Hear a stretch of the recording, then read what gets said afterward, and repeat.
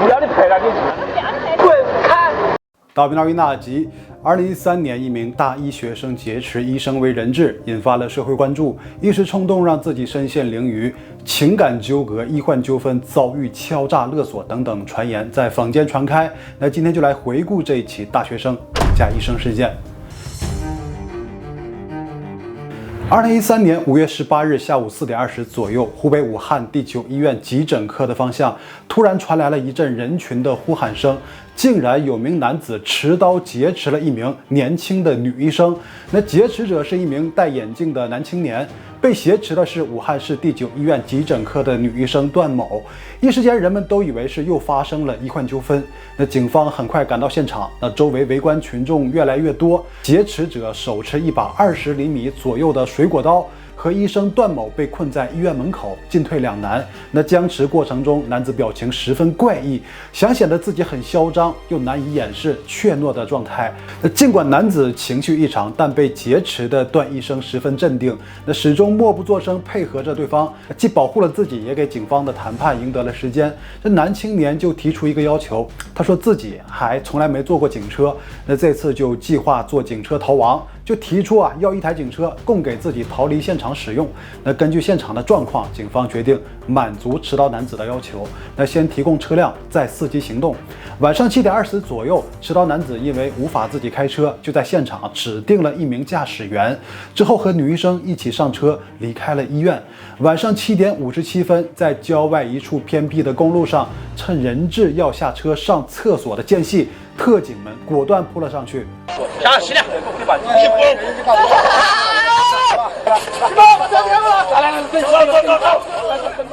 持刀劫持人质，要坐警车离开，那这种嚣张的气焰就很容易让人联想到这是一个穷凶极恶的歹徒。但他在现场却并没有说出自己的任何诉求。当警方控制了持刀男子之后，真相却令人诧异，他居然是一名刚满18岁，在读大一的学生。18岁的陈旭出生在湖北襄阳的农村，是一个从山区走出来的大学生。当时就读于武汉某大学工程结构分析专业，在老师同学们看来，他在学业上很有追求。以陈旭的专业和学习状况大学毕业后呢，顺利找个好工作问题不大。那陈旭从小就钟爱文学，喜欢在微博里发表对文学作品的分析解读，还有一些看起来很忧伤的文字，情感细腻。现实中他的性格脾气也很好，没发现什么明显的性格障碍。朝夕相处的老师同学都难以理解陈旭的行为。本来在群体中都非常好的人，竟然会做出这么极端的事情。猜测是当天发生了什么，让他受到了刺激，迫使他突然变得异常暴躁。事发后呢，陈旭的父亲在接到警方的电话的时候一度以为是诈骗电话根本就不相信。因为贫寒的家境让陈旭变得早熟节俭上学期间，陈旭最贵重的东西就是一部手机，但因为欠费呢当时手机停机，就没法和家人朋友联络，这也为后来的事发埋下了一个伏笔。这一切都要从案发前的一场车祸说起。事发当天是星期六，陈旭去看望在武汉大学读书的同学，结束之后骑着单车准备回校，可就在回校的路上，一个不留神，骑车从后面撞上了正在走路的81岁老人樊某樊某当场就倒在了地上，非常痛苦。陈旭赶忙下车查看，发现樊某右手手腕处肿起了一个包慢慢把老人扶起来。他清楚这完全是自己的责任看了一下自己的口袋，只有102块5毛钱，就拿出了100元，想以此呢做个赔偿，然后离开。那樊某当场拒绝，眼见私了不成，只能按照老人的要求一起去找他的家人。那陈旭推着自行车来到了樊某的大儿子家，只有老人的儿媳妇在家。陈旭当时表现得非常紧张，那儿媳妇先是安抚了他一下，然后打电话叫老人的儿子和孙子回来解决此事。那老人的孙子到了以后呢，得知陈旭撞人了还没跑态度也诚恳，就没想过为难他先确认老人身体状态最重要。双方商量好之后呢，陈旭跟着樊某及亲友呢去了武汉市第9医院。当时急诊科的值班医生就是后来被劫持的段医生。段医生29岁，研究生毕业，刚刚参加工作。他接待后呢，发现老人的右手手腕背部肿胀畸形，应该是骨折，就给他们开了单子去拍 X 光片。那产生的费用理所当然由陈旭来出可他只有102块5毛钱刚好又花了102元挂号和拍片，只剩下5毛了老人家属也要来了他的身份证，拍了一个照片。之后的等待过程已经身无分文的陈旭如坐针毡，因为后续的治疗费用他已经出不起了。因为没钱，陈旭连自己的手机停机都没舍得充值。慌乱中，他向冯某的孙子借来手机，打算给自己的哥哥打电话求助，但因为记错了号码没有打通。随后段医生告诉双方，那老人的右桡骨完全性骨折，需要住院治疗可能需要做手术。家属可以去办理住院手续了。那在此之前呢，陈旭并没有想过要推卸撞人的责任，那老人的家属也没有想要讹他的钱。那双方以为到医院去检查一下，那配点药，这事儿就过去了。但没想到在医院竟然说要住院这下陈旭慌了。住院呢要先交1000块钱的押金，还不一定够用但问题就是自己没钱了完全不知所措，无奈、自责、焦躁、慌乱、愧疚等各种情绪充斥着内心。那就在此时，老人的大儿子也赶到了医院，因为母亲受伤大儿子情绪就没有那么稳定了要求陈旭赶紧去筹钱。同时要他把这个身份证交出来。在一片呵斥声中，一直沉默的陈旭终于爆发了。那原本坐在凳子上的他突然窜起来，也不知道什么时候手里握了一把刀。所有人都没反应过来，陈旭直接挥向老人的大儿子。第一刀刺向胸口，恰巧被胸口的一颗纽扣挡住了，造成了对方的划伤。第二刀直接刺向脖子，那下意识闪躲，也造成了一处伤口。我以前一直以为自己不会有恐慌害怕这种行为，当时那种情况下，我才发现我真的承受不了。那反应过来之后呢，老人、大儿子和孙子一起向陈旭扑过来，想要把他制服。那陈旭情急之下跑进了急诊室。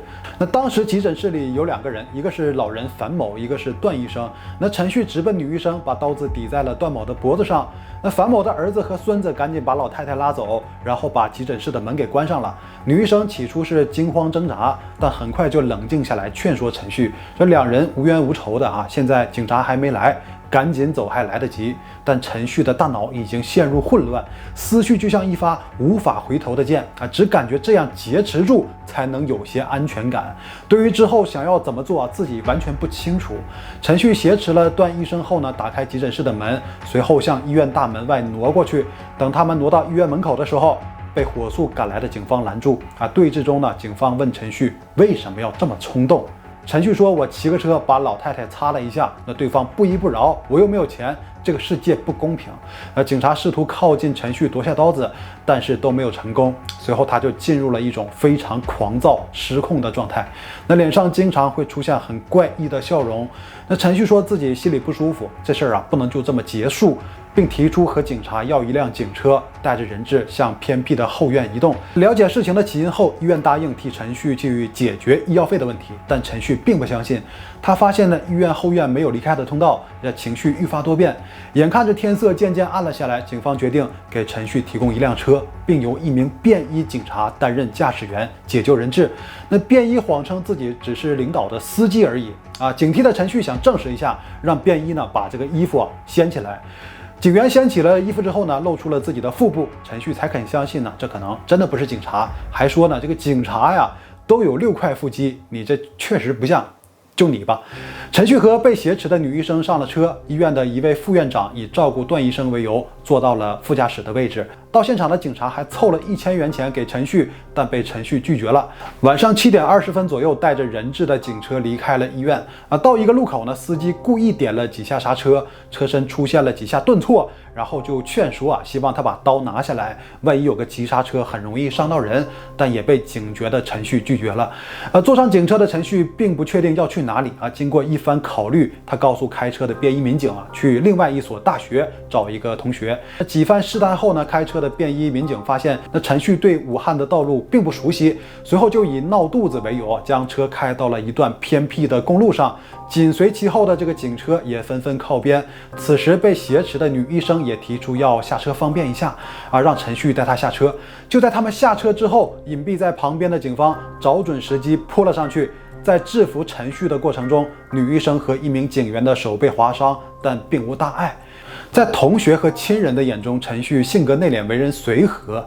这样一个人为什么会突然失控去劫持人质呢？他的身上怎么会带着刀呢？对此，陈旭的解释是他的哥哥几个月前遇到了一次纠纷，通过处理那件事情让陈旭感觉人想要好好的活着，首先要学会保护自己。于是他专门去买了一把水果刀。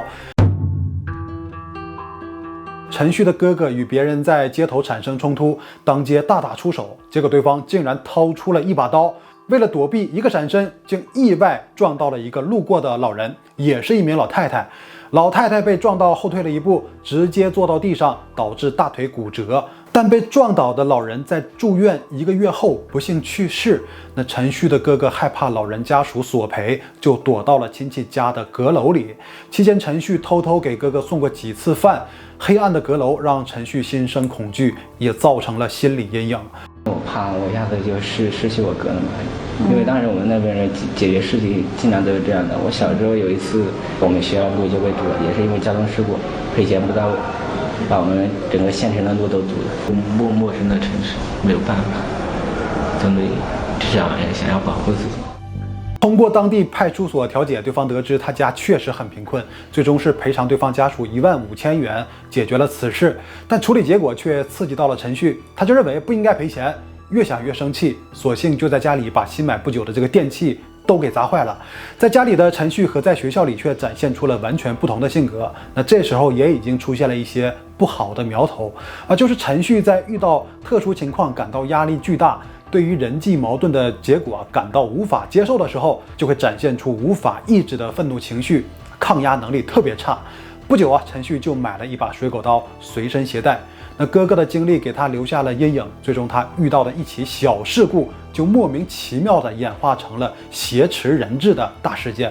虽然陈旭的水果刀已经刺向了别人的要害，但万幸的是没有酿成惨剧。案发之后，81岁的樊某住院5天，花费了3000多元的医药费。在看到媒体的报道，了解到陈旭的家境之后呢，樊某的家人选择原谅。陈旭的父亲也几次试图找到段医生去赔礼。那医生的领导包括很多同事都很愤慨因为当时的这个医患纠纷很严重，很多地方都有这些类似的极端案件发生。段医生不愿意见任何人，在看守所里的陈旭给段医生写了一封诚恳的道歉信。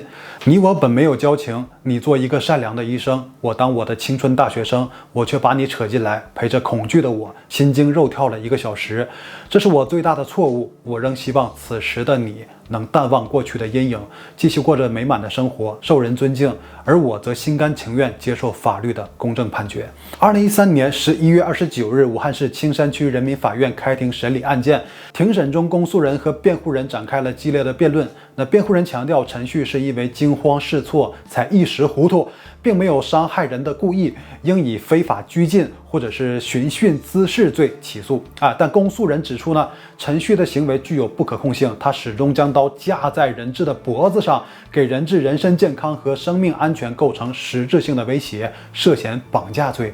那最终法官宣读了一审判决，被告人陈旭犯绑架罪，从轻判决有期徒刑5年，并处罚金人民币1000元。法院表示，从轻量刑主要是考虑到他还是学生，成年不久控制力、辨别力有限，且案件最终未造成严重的人身伤害。陈旭当庭表示判得有点重，很快提出了上诉。2014年3月5日，武汉市中级人民法院2审开庭，维持原判。从学生到社会公民的身份转变需要一个过程，而事件中就是学生和社会产生的意外纠葛。在正式踏足社会以前，生活教育就是存在缺失的面对突发事件呢，因为缺乏社会生活经验而不知所措。有人可以很快适应，也有人会对社会产生一定的排斥心理。那分析事发前后能够看出左右事件升级的也都是内在的问题，双方始终是被不信任的情绪所裹挟，形成一种恶传导因为陈旭的本质上并不是粗暴恶劣，自己犯下的错误还是选择了去面对。家属也没有得理不饶人，狮子大开口，试图按照生活积累的这个经验来解决问题，但双方之间却产生了一块当时无法解开的心结。那这个心结就是双方之间的互相不信任、恶意揣摩的逆向期许。那家属的合理索赔要求，只因为带有受害者情绪的输出，没成想陈旭抗压能力太差，由此开启了恶端。而陈旭认为对方的诉求再把自己逼向绝境，导致事态升级，酿成恶果。那一起小纠纷最终演变成了难以控制的大事件。那遇事冲动鲁莽而造成的结果令人扼腕叹息，只能为自己的错误付出代价。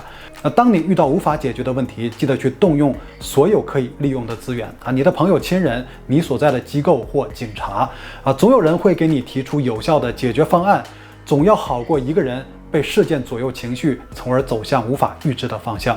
以上就是本期的所有内容，到最后不要忘了点赞支持大家，谢谢你了，拜拜。